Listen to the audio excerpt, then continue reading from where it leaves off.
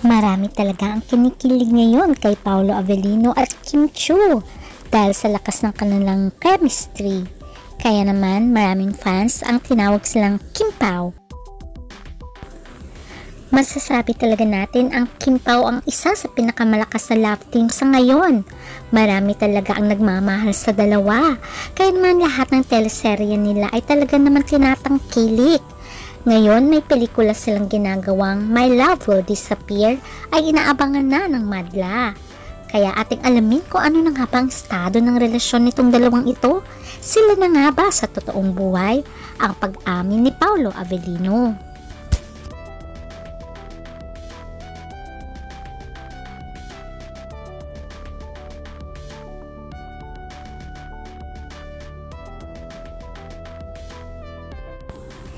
Isa sa maituturing na successful when it comes to career ay walang iba kundi si Kim Chiu.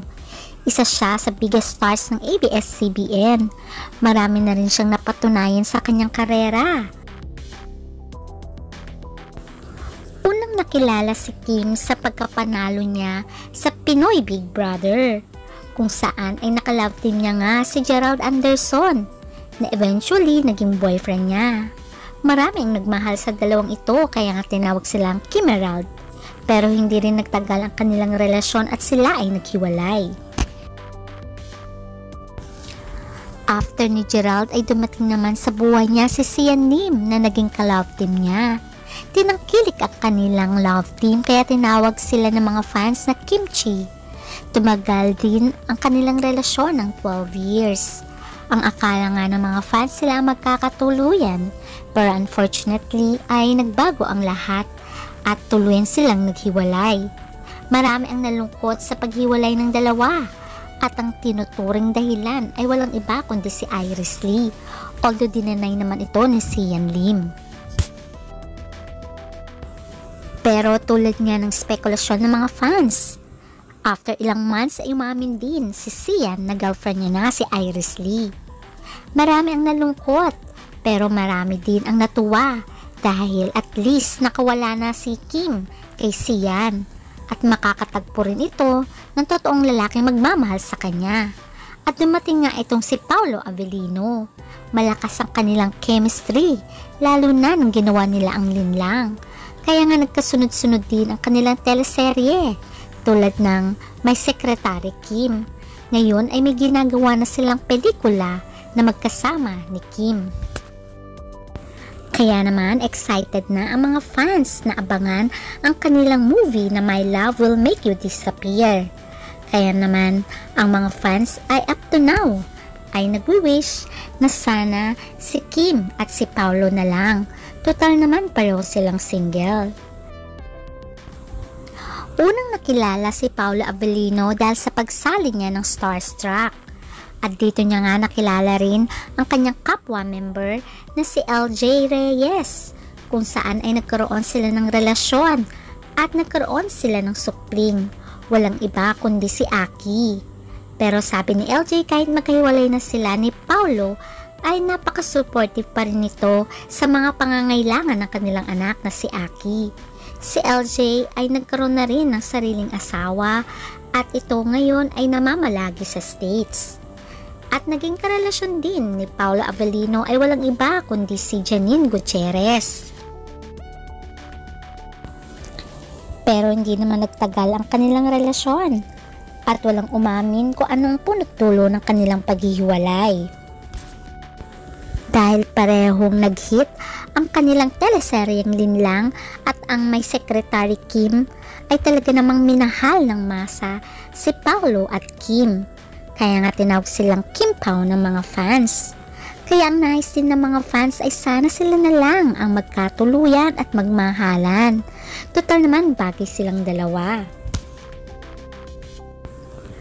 Until now ay wala naman umaamin kung ano nga talaga ang estado ng kanilang relasyon.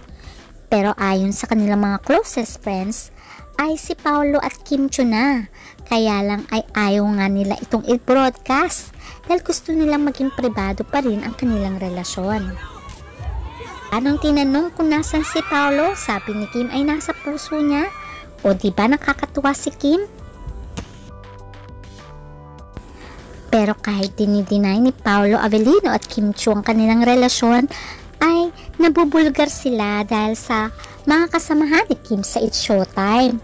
At minsan ay binubuko nga nila si Paolo pag dumadalaw ito kay Kim. Meron pang pagkakataon na hindi maiwasan na sabihin nila ang sweet endearment nila sa isa't isa. Tulad na lang ng babe, nahuhuli talaga sila ng mga fans at masaya naman ang fans sa tawagan nila. At nito lamang ay nagtrending ang bike na binigay ni Paolo Avellino kay Kim Chiu. Although walang inamin si Kim kung sino ang nagbigay ng kanyang bike. Pero obvious naman na si Paolo Avellino ang nagbigay nito sa kanya.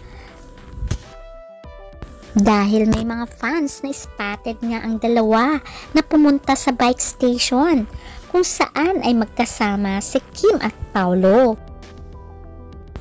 Makikita dito si Kim na naka-face mask at tumitingi-tingin ng mga gamit sa pang-bike.